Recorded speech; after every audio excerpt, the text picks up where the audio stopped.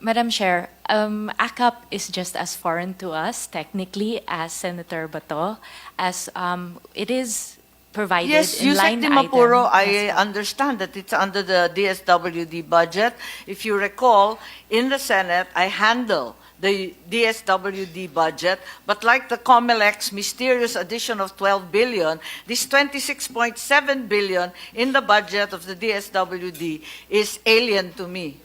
Yes. Madam Chair, if this WD declares that is foreign to them, saan nang galing itong budget? Baligtad na pala ang budgeting process natin.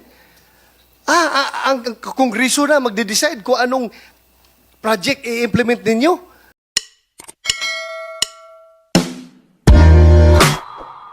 Chairman, during our last hearing in Davao City, galit na galit yung mga tao na nakapirma. Gustong-gusto lang bawiin yung perma nila.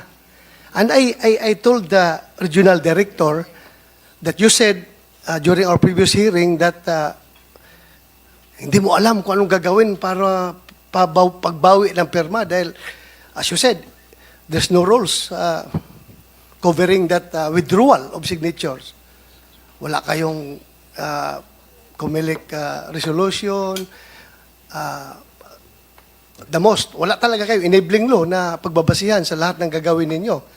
So, sabi nung mga tao doon, yung barangay captain, sabi, sir, hindi naman pwedeng pabayaan yan. Sir, dahil that signature of ours, for us, is sacred. Sagrado yan sa amin, sir. Ngayon na na-realize namin, sir, na kami ay nailad. Alam mo ibig sabihin ng nailad? Naluko. Ay, gusto namin bawiin yun, sir. Hindi po pwede yun. Bububuin talaga namin. Tinanong ko yung regional director. Regional director, kung gusto nilang bawiin, mabawi ba nila yung kanilang signature? Sabi ng si regional director Tambuang, sir, in the absence of any rules, policies, I don't know how to do that. Sabi niya, maybe, sir, yung nag-submit sa amin na abogado, nakilala man yun, Madam Chairman, di ba? Sino yung abogado na nag-submit, baka pwede pa namin at the very least may balik sa kanila kung gusto lang bawiin. Attorney Alex Cunanan. So, I told the barangay captain at saka yung mga tao, nandun, kilalaman nyo yung abogado na yun. Puntahan nyo. Sabi ng mga tao, sir, pressure namin yung abogado na yan. Hanapin namin yan para makuha. Now, the next question is, halimbawa, yung mga election officers doon, no, na bigay ng certification, na nag-receive sa mga signatures, maawa sila sa mga tao. Kasi, kababayan nila eh. Alam nila, ayaw nila yung kababayan lang na maisahan, ayaw nila yung kababayan lang na maluko. Sabi ng election commissioners, masakit din sa kalooban namin, sir, na yung kababayan namin naloko sa perma. Kaya baka bibigay sila, ibigay lang balik yung signature. Kung kukunin nila, sagrado yan. Kanila yan. Ngayon, kung bibigay yung mga election commissioner, ibigay nila, hindi naman kailangan ito. Balik namin yung pirma sa inyo. Wala, hindi naman kami kikita dito. Sa inyo niyan. Okay. Pag ibalik nila, are they, those election officers, liable criminally or at the very least administratively as far as your office is concerned? Kung gagawin nila yan? Madam Chair, Your Honors, in the absence of the rules, in the meantime, wala naman pong criminal liability. Baka lang po administrative kasi po accountability namin, parang isang nagpa-receive ng sulat. Remember po, Madam Chair, with all due respect, under 6713 po, pagka nga po nagpa-receive ng sulat sa isang ahensya ng pamahalaan, dapat po ay masagot in 15 days. Parang ganun din po. Ngayon po, para po masolve na lang yung problema na katulad po at napakaganda po yung nabanggit ng ating kagalang-galang Senator Bato de la Rosa, the COMELEC will be issuing the directive to our local COMELEC on what to do with these documents or with these signatures just in case our people who signed the signatures would like to withdraw the signatures from the signature sheets. In the meantime, parang stopgap measure po muna hanggat wala talaga yung review namin. Para lang po sa puso at isip ng mga kababayan natin, at least po, kung sa palagay po nila sila ay naloko, nalinlang, pwede po nila ma-withdraw yung kanilang signature doon po sa nasa amin. Thank you for that. Thank you for that. Because ang tingin kasi ng taong bayan, yung mga tao na naloko sa perma, sabi nila, ang dali-dali magpakuha ng perma sa amin with that promise. Tapos ngayon, ang hirap palang i-withdraw. Nung na-realize namin na naloko kami, gusto namin i-withdraw, ang hirap pala. So, paano bang sabi ng ordinaryong tao na sinabihan lang na bibigyan kayo ng AX, ito yung coupon. Nakita mo yung hearing namin? Bini-issue sila ng mga coupon na para pang-claim nila in the near future, pag-release na yung, ano kaya release yun? AKAP ba yun? O AKAP, AX, o whatever. Ako, bago lang yung AKAP sa akin, very foreign to me, ha? Para bang tingin ko is designed for PI yung AKAP na yan, eh. Hindi ko lang talaga alam, pero bago sa akin pandinig yan. Ngayon,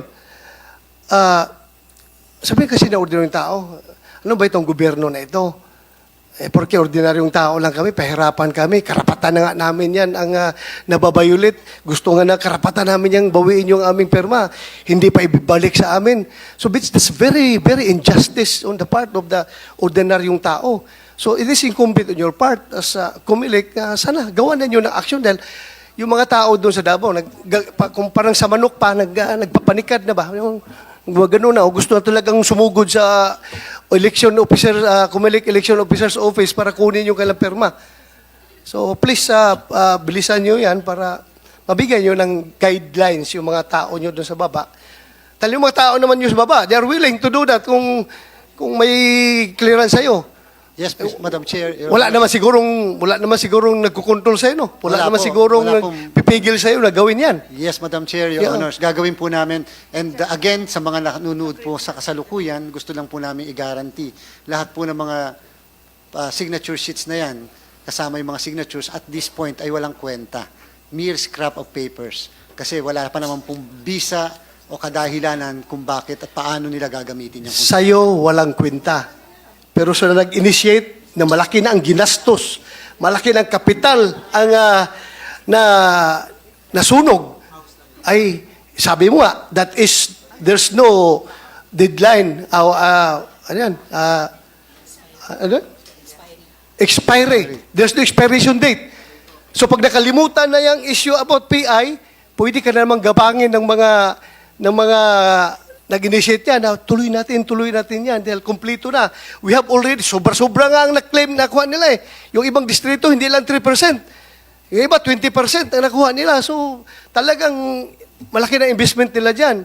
Pwede nilang i-revive yung effort na yan pagtatahimik na naman ito issue na ito. Kaya, dapat maibalik sa kanila yung perma na yan. Sagrado yan, Commissioner. Hindi ako bugado ha, pero ordinaryong tao lang ako, pero para sa akin, pag ako'y pipirma, paninindigan ko yan. Pwede mo akong maikulong dyan kung pumirma ako at pwede akong mamatay dyan sa pirma na yan. Di ba? Sa atin, sa ordinaryong tao. Kaya yung tao na yon, tulungan rin natin na ma-preserve yung kailang dignity.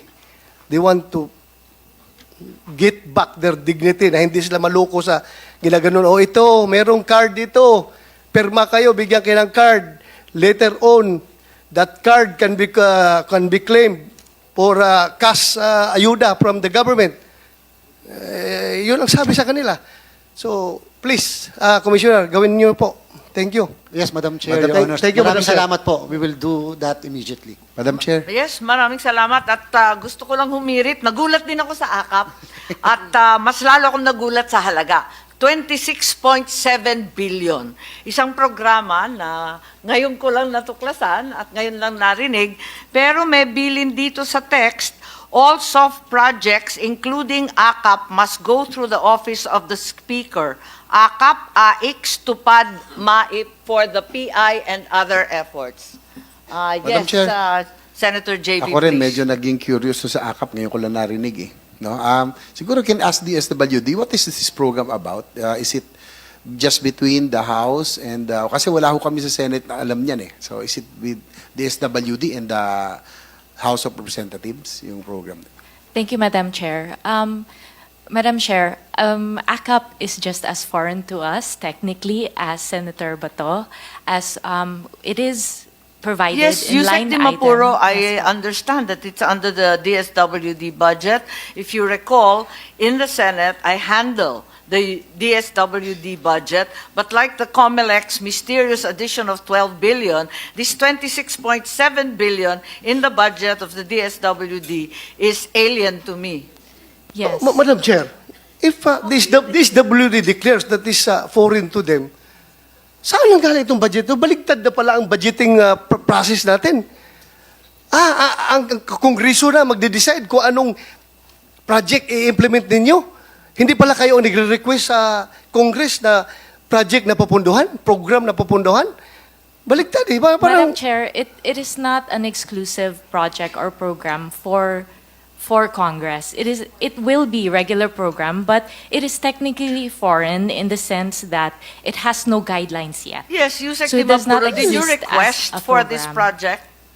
Was it in the NAP? It was not. No. There we go. Yes. Do we allot sums of money, enormous sums of money such as this, almost 27 billion, for a project or a program that is undefined, unnamed, unfamiliar, with no guidelines whatsoever, with no target beneficiaries, and is just left open? Is this the usual practice in the DSWD? Not necessarily a usual practice Not in the necessarily. DSWD. So sometimes DSWD has these magical projects that no one has ever heard of before. We don't create magical projects, Madam Chair. These are But part when of is the it GAA. necessary? You said not necessarily. So there are times when it is necessary to invent projects? There are times when there are necessary projects to Yes, you have QRF and you have all kinds of emergency Yes. assistance. I'm very familiar. Why do you have to invent ACAP?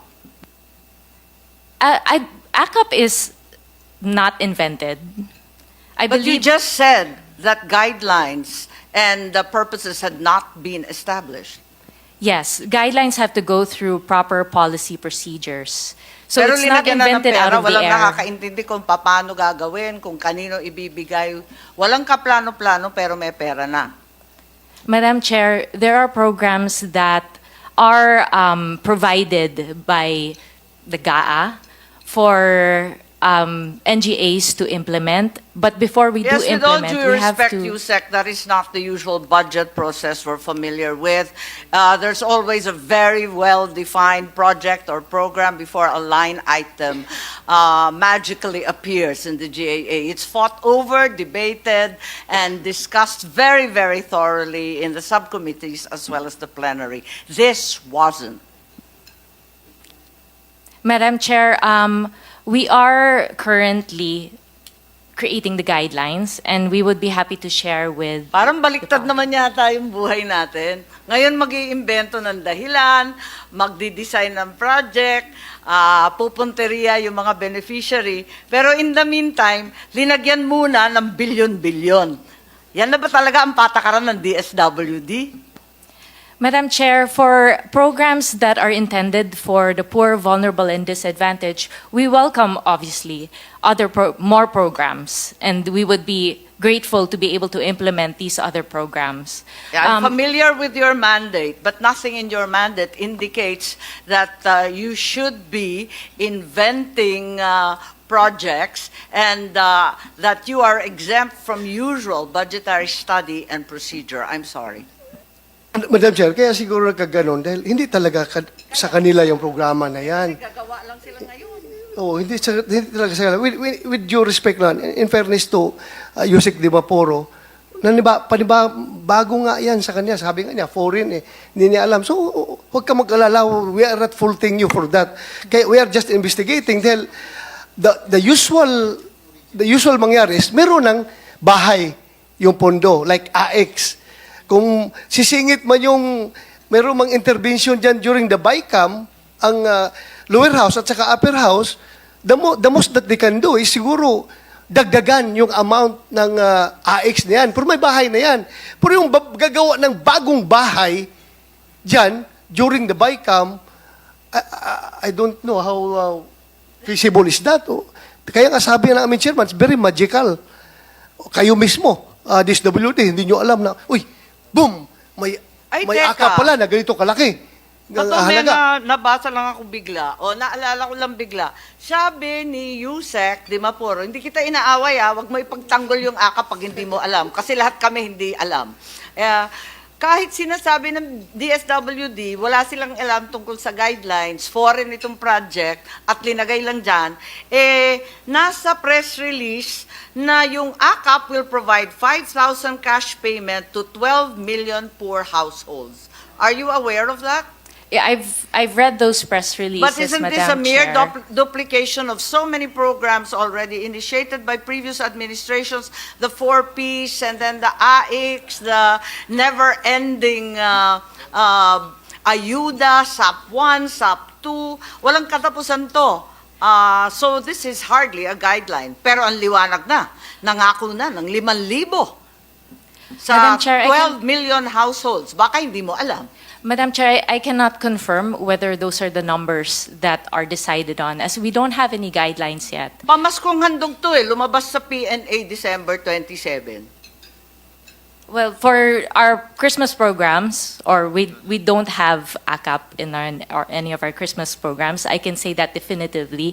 But with regard to any pronouncements of how AKAP will be implemented and what amounts will be provided through AKAP, we don't have guidelines for that yet, Madam Sige, Chair. Yusek, ganito na lang, magtulungan na lang tayo. Alamin natin ang mga detalye nitong programang to. Pareho kami ni Senator Bato, ni Senator JV, Senator Risa. Nagugulat po kami kung saan to galing at ano ibig sabihin.